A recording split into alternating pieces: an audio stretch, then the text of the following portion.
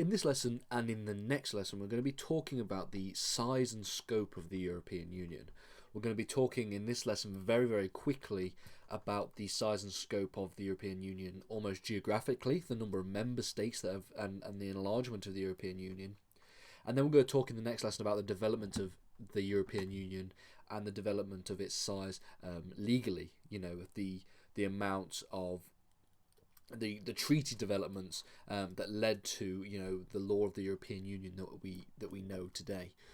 So let's start by looking at the size geographically, and it's going to be a very relatively short lesson. We're just going to be listing the member states of the European Union and when they sort of began to incorporate different areas of Europe into the European Union.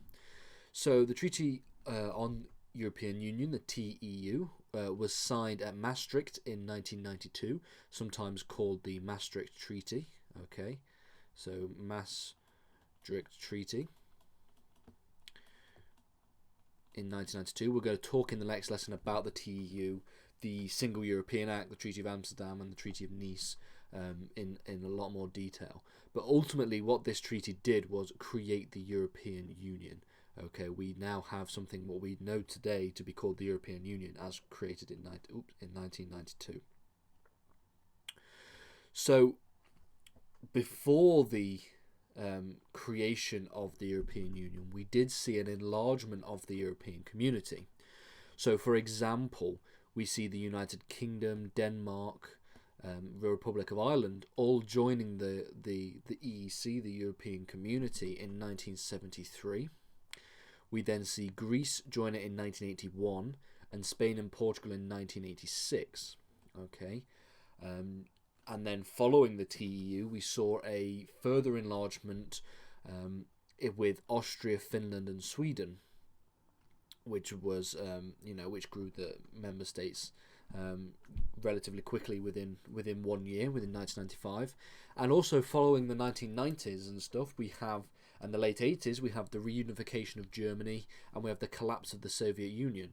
So there's a lot of Eastern European member states that have the potential to become members of the European Union, which is why in 2004 we see a huge raft of members join the European Union, mainly areas that were underneath the influence of the Eastern Bloc of the Soviet Union. So we see Cyprus, Czech Republic, Estonia, Hungary, Latvia, Lithuania, Malta, Poland, Slovakia, and Slovenia joining in 2007. Okay, we also in 2004. 2004. These joined in 2004. In 2007, we see the member accession of Romania and Bulgaria. And then in 2013, we see the membership of Croatia. Now, between then and now, we actually see the ending of membership. So the ending of membership of the United Kingdom, with this was in 2020. Officially in 2020, we left the European Union. Obviously, this is to do with Brexit, and we're going to be talking about Brexit and the legal implications that Brexit has, both constitutionally in the UK when we're talking about constitutional law, and we'll also be talking about it within this course within the European Union by talking about the relationship that the UK has with the EU now. Because ultimately, any examiner examining a question on EU law there'll probably almost inevitably be a question on Brexit. I think there's probably been a question on Brexit for almost every single EU law exam since the referendum. Now, the number of members of the European Union is not something that's fixed, as we saw with the ending of the UK membership of the European Union in 2020. We also have other members that could be possible future candidates to the European Union. So it's an ever growing and ever flowing state where we have member states entering. So there are a number of states that have been recognised as possible candidates to the European Union.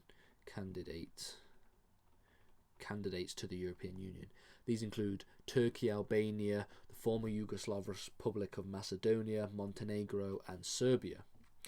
And then you also have the states that are clear prospects, that are members that are countries that have a possibility, they have the prospect of becoming member states, but yet haven't yet been given the status of candidates like these ones here, and that's Bosnia. We've got Bosnia, we've got Herzegovina, we've got Kosovo, and we've also got Turkish Cypriot. Okay, and this is just a good way of representing the scope geographically and the size geographically of the European Union. In the next lesson, we're going to talk about the development of the treaty law of the European Union, focusing specifically on the Single European Act, the Treaty of Amsterdam, and the Treaty of Nice. And in the lesson after that, we're going to talk in a lot of detail about the Lisbon Treaty in 2007.